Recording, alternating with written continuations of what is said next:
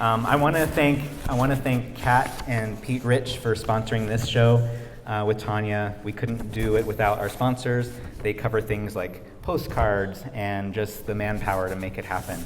So thank you, Kat and Pete. And I also want to thank Tania Dibbs because this has been a long time coming. Forgot to put this up to my mouth, but we're recording this for a future post so people can watch. But we've been working on this show with you since I think early 2020. You came to us with this proposal and the world fell apart, and also you were building an immense studio gallery in Basalt, so you had plenty on your plate, but I'm so happy that we're all here together now making it happen. And I also wanted to thank the curators. We have curators for this show. Tania has been working with Matthew Paul Jinks, hi Matthew in the back, and Catherine Gray Walker. She and Matthew worked with Tania to put this show together. They went to the gallery studio and handpicked everything you'll see in the gallery. And I will let Matthew say a few words in a little bit.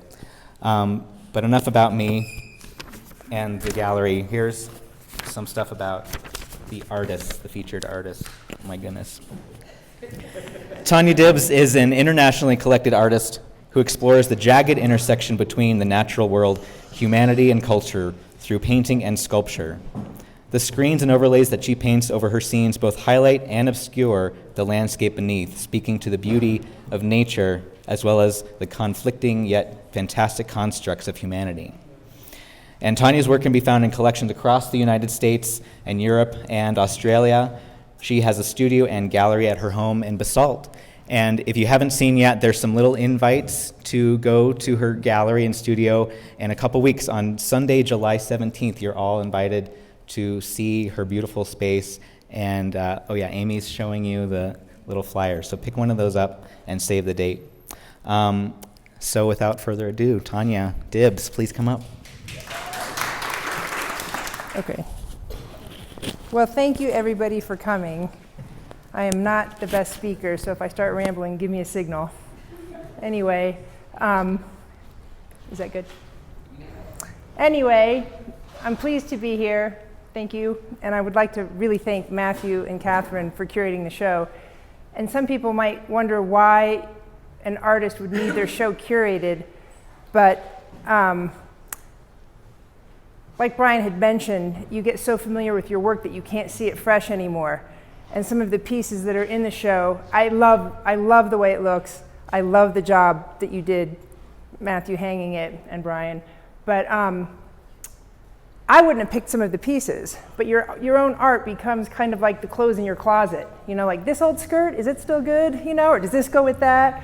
Or, you know, you're so familiar with it that you can't see it fresh anymore. So I think it really helps to have a set of artistic outside eyes to look at what's in your collection and put things to get together in a way that you yourself wouldn't. Anyway, so I'm really appreciative of that, and I love the way it looks. And I'll never pick my own work again because it really, I think that it really improves what you put together. Anyway, so I guess I'll give you a little overview of my work.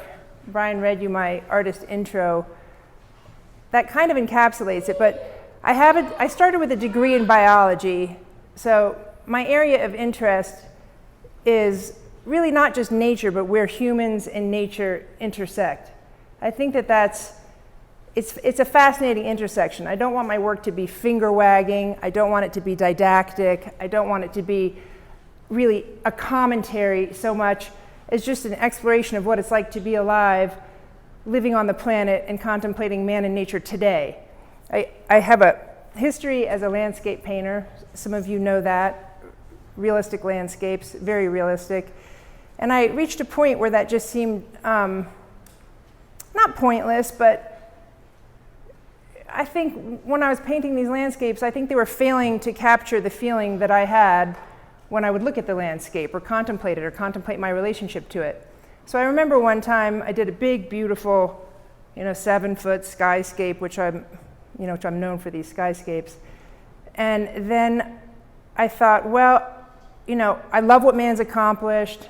I wouldn't want to be alive in any other era in history. I love science. I love technology. But none of that is reflected in how it intersects with the landscape. So I think of white as the color of goodness, black hat, white hat. I do love all those things, and I decided to cover this painting in white, so I put white drips all over it. And I have to tell you, it takes some nerve to fully complete a beautiful, easily sellable landscape, and then to either pour glitter on it, or pour glue on it, or pour paint on it. But I did that, and it was very scary, and it was very, kind of outside of the lines. The whole painting was mostly obliterated, and it was the first time in a while that I felt like this piece of art was really describing how it felt to me to look at nature in this day and age. And so that was kind of the start of this whole series of work, a lot of which you'll see in there, paintings with either an overlay on them or a grid or glitter. And I call that series the Anthropocene, which everybody knows that term now, but back when I started it, nobody did. And I just feel like the work is a description of what it feels like for me to be alive on the planet today. I use glitter sometimes because it's so cheap and tacky and impermanent and cultural, and I like to put that on top of the landscape, which is the broad, creative, controlling force of the universe. And both of those things are going on. That is what it's like out there. And there's kind of a strange juncture between the two. Anyway, that's what the overlays are about. The sculptures that you'll see in there are older sculptures. Again, they reflect my degree in biology, mutation, evolution, adaptation. All of those things, I think, are kind of reflected in the sculptures. Definitely you can see, well, I actually started making jewelry a long time ago. And then I thought, boy, I'm so limited by the gallery being the body. And so I started making, bigger beads. And you can see some of those in there. That's what turned into these sculptures. That was the start of these sculptures. The big red one in there, I threw that shape on the wheel and then painted it. And really, essentially, it's a large bead. So I was trying to find a way to use all these cool materials. I'm a materials fanatic. I try a lot of different things, as you can tell. But those turned into these sculptures, which are also very much kind of reflective of my invertebrate zoology studies. But same theme. Why is something changing? What forces is man putting on nature? So forth. And then I do the encaustics too. Like I said, I love experimenting with different materials. And the encaustics, if you don't know, it's hot wax mixed with pigment, moved around with a torch instead of being moved with a paintbrush. You work on those flat. And there are a lot of water scenes in there, which is something I love. So when you have a theme to your work, it's not like everything that you ever work on fits into that theme. But when you look back over decades and decades of work, you sort of can see a clear line of what interests you. And that is my area of interest. It doesn't mean that every single piece is going to fit exactly in that theme, but that's the general theme that ties my work together. And when people know that, I think it makes it a little easier for them to absorb and recognize my body of work, because otherwise I can seem a little bit schizophrenic as an artist because I have so many things going on. But I do love exploring. I love learning new things. I love trying things, which also involves a fair bit of failing. I goof up a lot of things and throw them out and just try to keep going until I find something that feels right to me. And what else? Well, I guess that's it. Does anybody have any questions? Yeah. Why did you choose white paint to cover that painting? Well, because I didn't want it to seem negative. Like black paint dripping over something would just seem like a statement about how things are. I love technology. I love what mankind has accomplished. I think, it's fascinating. I think that there are always limits in a natural system. Like suppose you're looking at a pond or something. If the food source, if the air dry, if the creatures run out of oxygen, that's the limit to growth. Anyway, with human beings, we have technology, and that always pushes back the limit. Whatever the limiting factor is, we find a way to move it back beyond what it would be in the natural world. So I didn't want to use a color that had any kind of negative connotations or ugliness, and white just seems to be that color. So that's how it started. And I do use some other colors now and glitter for the reasons I explained before. But I think white was the safest in that area, you know. Does that make sense? Yeah. How did you paint those grids? Like, is that I have different methods. Some I drip, and some I use a squeeze bottle, and some I use a pinstriper. It's oil paint, but yeah, I always am trying new things, and they give different effects. And then some of them, it's all by hand, and then some of them I've done with, I don't have one in this show, but sometimes I'll paint a painting quickly, and I can do a fairly large painting fairly quickly, and then I'll drip turpentine on it and make a grid out of turpentine, just making the paint run, you know, kind of destroying it, a little reflection of what we do sometimes. Question, Yeah. just here. Oh, hey. So you talked about landscape. You started off with landscape, and landscape is so uniformly beautiful. Yeah. And then you talked about technology and the world that we're at, Mm-hmm. and you're imposing that on your pictures. And now maybe I'm That's trying right. to use words to describe your art, but what are you saying? Well, that's reflective of the world we live in. I mean, What is that? I don't think anyone can just drive by a beautiful scape and just see it for what it is. It's like, is that going to be developed? Or, I took a trip to the Arctic and the thing was melting away, you know? In fact, that pencil piece in there, the giant pink one that is called Unrecognizable Landscape, that started from a trip to the Arctic, that body of work. I was on a ship. It's an artist residency, and I was one of the only visual artists. There were poets, writers, professors, and I didn't have much to do, and somebody gave me a pencil and paper, and I started doing these doodles, just doodles of the cracks in the ice, time, nature, physics, and so on. And when I brought those drawings back and started working on them in a larger format and then changing the background color, that's how I got to that piece. But to go to the Arctic and see how much is changed by man, you can't go see a beautiful scape like that and not be conscious of what's going on. I can't just see a landscape for what it is anymore. It's a diorama from the past. I mean, we don't live in a world where you can just look at the landscape and not have a conflicting feeling. How long is it going to be there? When's it going to be paved? What's going on? I mean, there's chemicals everywhere, and I don't want to make it all negative, but I can't contemplate the landscape or nature in this day and age without those other elements coming in. It just seems stupid to paint it. It just seemed like I was putting blinders on to paint something simply pretty. And I love beauty. A lot of artists don't love beauty in their work. I use it. I like it. I think it brings the viewer in. I always want to make beautiful work, or at least in some way lyrical or approachable. I like that. But I also want to include those other elements that are important to me. I mean, I do have a degree in biology. It's hard to understand how fragile the balance is and see what's happening and not address it somewhat in my art. I mean, your art is your experience on the planet. It's what it's like to be alive today. That's what it's expressing. So that's why, yeah.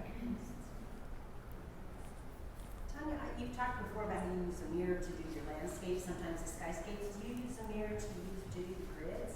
No, I don't. Straight on. No, because I do those up close.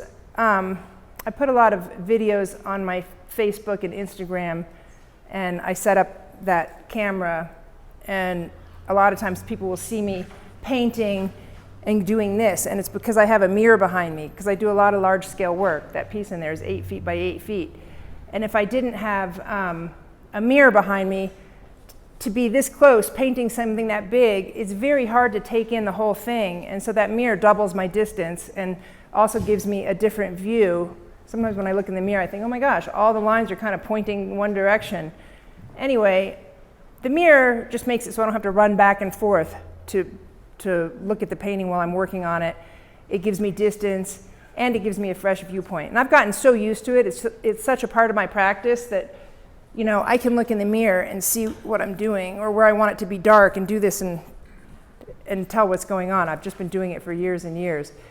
But you have to imagine how hard it is to take in something that's large when your face is right in it. And when I'm painting well, probably when most artists are painting well, you're not looking at the end of your brush. It's a soft focus, and you're taking in the whole at once. And your brain kind of sees what you're doing, but it's also taking in how it relates to other parts of the painting. And it's hard to do that on a large scale. And the mirror really helps. I turn around a lot, even if I just look to see what's happening. So that's why in my videos I'm always turning around and looking at a mirror. It's just a tool to help give me the distance that I need.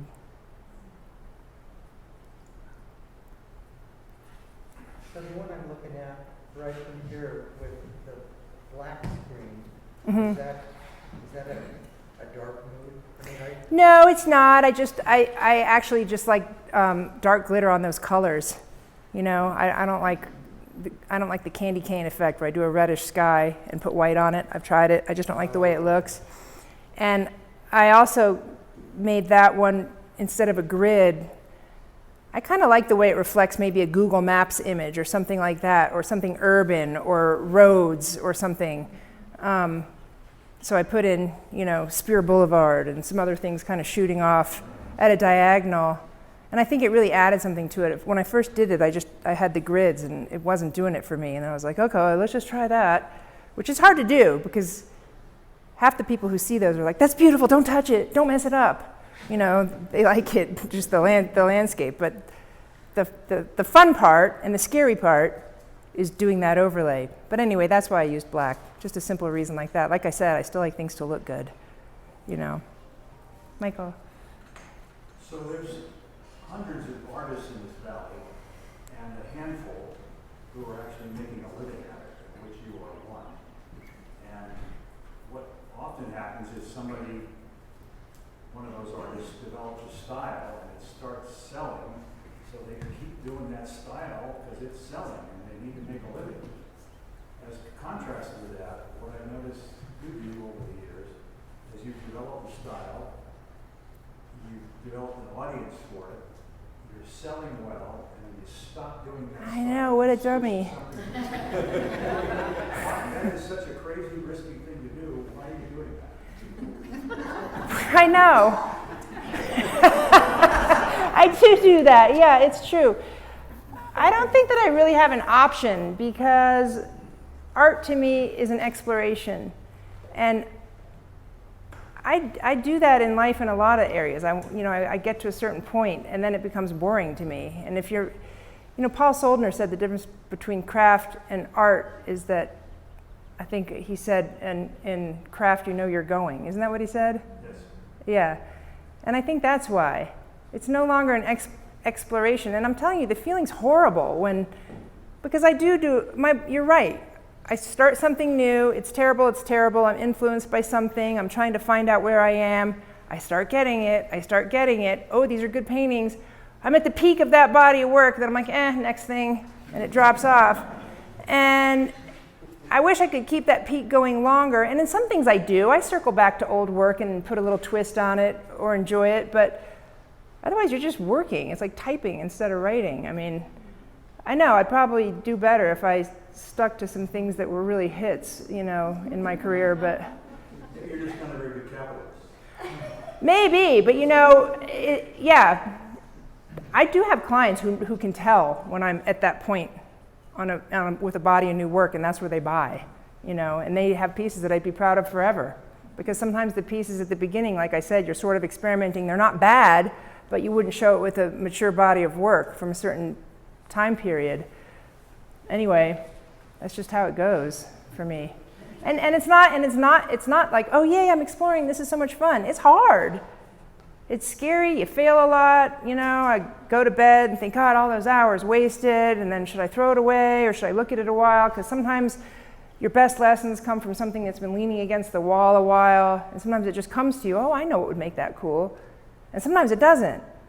And then sometimes I'm going through well, should I just chuck it and start fresh, get it out of there because it's just looking at me all the time? Or should I give it another go? And sometimes if I just wait long enough, I'll get an idea, like, I know what would make that cool. But that's why I like living in this new place. You all have to come to the open house and see my new place. It's this huge building. It's got a bed in the corner.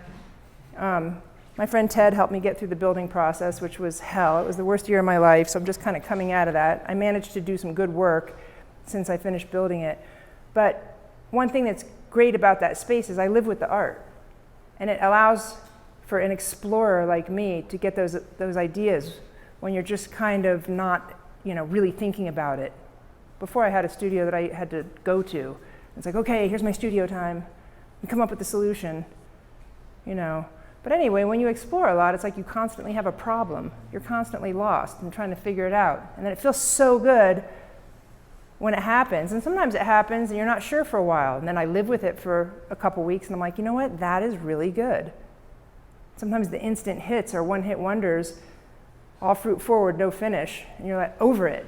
But you spend time with something and then I get to see what really does float to the top, what has staying power. And so I feel lucky to be in this situation. It's not a very traditional living situation, but it works for learning from what I've done and having a little bit of time to look at it before it goes off or gets put in storage or gets in the stack, whatever.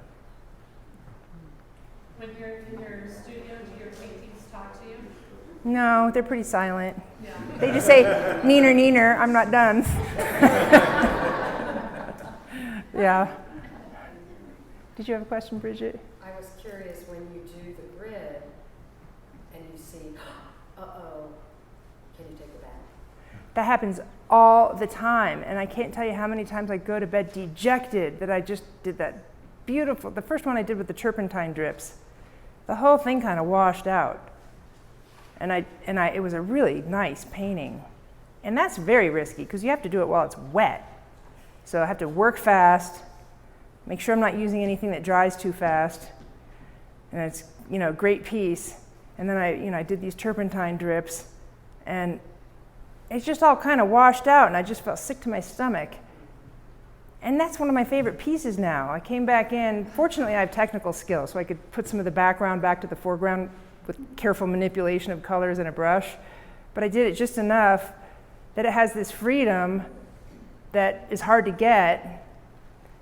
But I went through that whole little boo-hoo death thing, first. And an interesting thing about that is that sometimes going through that actually makes me do the best work because as an artist, when you start something and if you think it's really great, you're done. Like you're not going anywhere with that. It's going to be tight. It's going to be precious to you. You're going to not have any kind of freedom. So some of my best pieces, that pink one in there is one of them, the Pepto-Bismol pink one. I was so frustrated with that piece. It was yellow. I wiped it out. I started over. And when you get to excuse me, but fuck it, then you can really start being free, completely free. Your ego's out of it. You don't have anywhere to go but up. And so, unfortunately, that's the painful art process for me. I don't know if other artists are just like, this is so much fun all the time, because I'm serious. Like, yeah, but some of the best pieces come when you go through that. So it's like this constant struggle. I'm like, wow, I gotta learn how to make this easier, Yeah. Anybody else? Well, thanks for coming. Matthew? I would like Matthew, I thought it would be a good idea. This is Matthew. Matthew and Catherine curated the show, and I thought it would be a good idea if he just gave you a little insight into why he picked what he picked. Right? Gosh. So I just want to say thank you to Tania for giving us all of her work like that. And it's really is a huge privilege to be given free access to someone's entire studio and say, what do you want? What do you think? And a curatorial practice, louder, like this. A curatorial practice is, it's not a making practice, because I'm a maker as well, so it's very different from physically making and letting go. It's it's much more sort of pulling in what you're reading right now, what you're thinking about, any kind of trauma that you've been through, like COVID, any kind of life experiences, and you bring that to the table of someone else's work, and then you pull threads together and try and create a narrative that she didn't really have, but maybe she did, that maybe you can amplify or think about with another perspective. And that's super privileged. I mean, it's like being given a film that you can recut or you can remake a narrative out of.